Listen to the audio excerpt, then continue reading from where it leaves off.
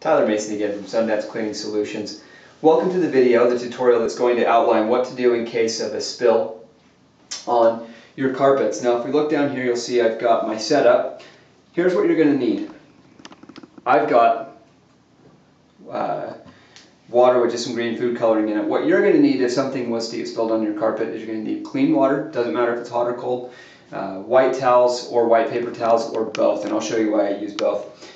But what we have is someone's walking through the living room or your office or something and they spill some liquid on the floor.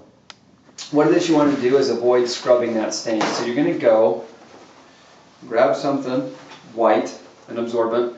The reason you want white is because you don't want to have a dye transfer from your cloth or your rag or your towel to the carpet.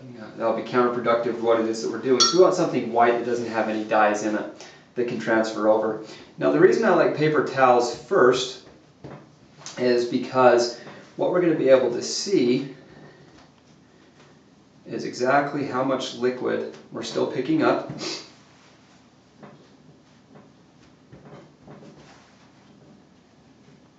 And the majority of your stain is going to be right here, coming up in this. So the paper towels you can just throw away when you're done with them. So we're just going to blot this stain. Now I realize I'm standing up on a table, and so my positioning is a little bit more ideal for cleaning this than yours would be on your rug. So if you don't want to be down on your hands and knees, you can actually step lightly. You don't want to stomp on it, but just step lightly. Put a little bit of pressure so that you're letting your absorbent towel or whatever it is do the work and pick up your stain. Now, we're going to call that one good. The reason I don't like to use paper towels for the entire process, I just use them here at the start, is because you can actually end up going through a lot of paper towels, and I think it's kind of wasteful. Your white towels will work just fine for this second part as we go. Now you can see I'm still picking up, a fair amount of liquid as I'm going through this process. You want to try and get this area as dry as possible. So we're going to keep going, just keep working it. Again, just blotting it out, pushing down, trying to let your absorbent material get as much of the liquid down to the bottom of the carpet fibers as you can. So we're just going to keep going. As you can see, I'm picking up less and less as we go. So I'm going to start applying a little bit more pressure just to really get that out. Now if you spilled something besides liquid, refer to our other videos that we have. We've got videos for solids, we have videos for oils, we have videos for different particular types of spills as well, ink or blood, things like that. So look through the archive for some other tips there as well.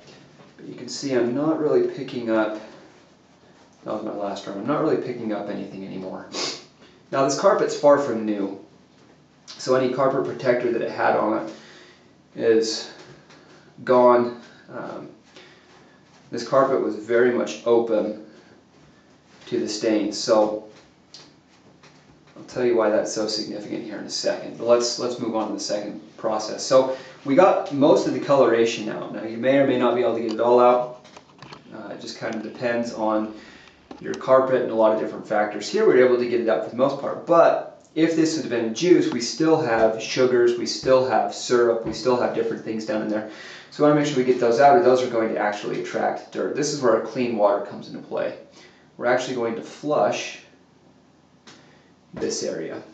Get our clean white towel and go through exactly the same process of absorbing up as much of this as we can. So getting back to the significance of this being an older carpet. So when your carpets are manufactured, for the most part,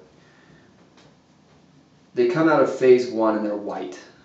And then they're dyed to the specifications of the order. Now the way that works is your carpet is actually designed to absorb or to attract stain. That's how it gets its color.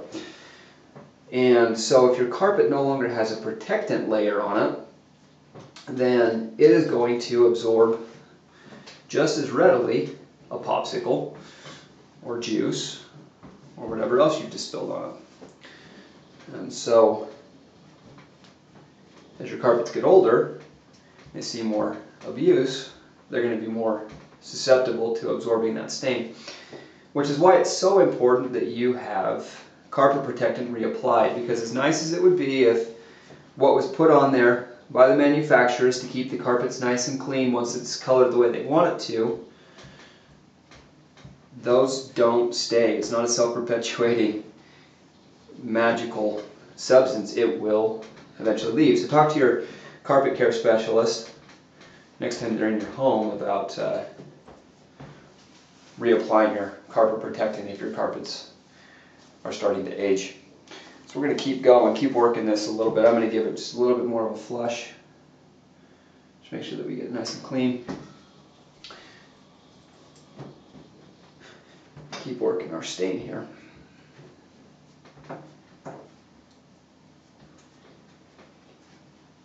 Now what I don't want you to do is pull out your at-home stain removal stuff that you bought from the store. As a matter of fact, if you still have it, take it and throw it out as soon as this video is over. The reason I say that is because what we bring into your house to handle stains and spots and things like that is very specific, designed for exactly what we're using it for.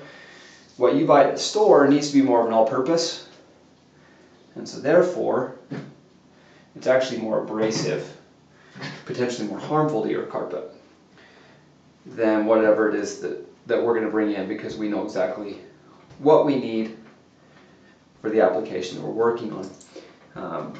Those store-bought stain removers, things like that, they can potentially void warranty on your carpets. They could potentially set a stain permanently.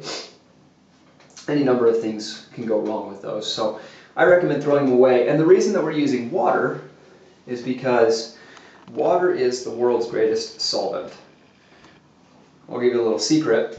Of all the stuff that we bring into your house to work on your carpets, if we weren't using clean water, it wouldn't really work. Water is what powers the whole thing. So you use water, and you're going to be able to take care of a good majority of anything that you spill in your house.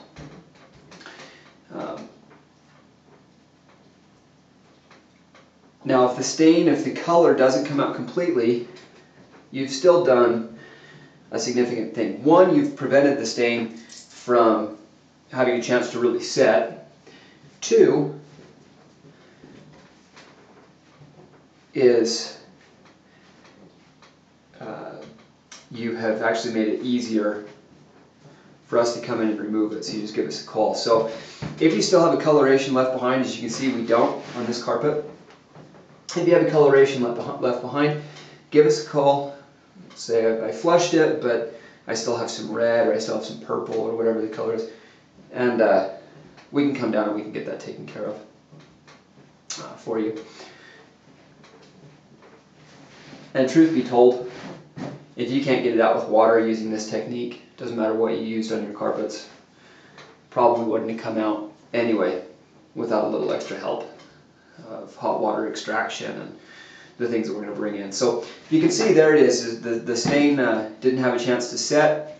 The coloration is consistent through the carpet. We don't have, a big green spot sitting in the middle. And that's really all you need to do when you spill something on your carpet.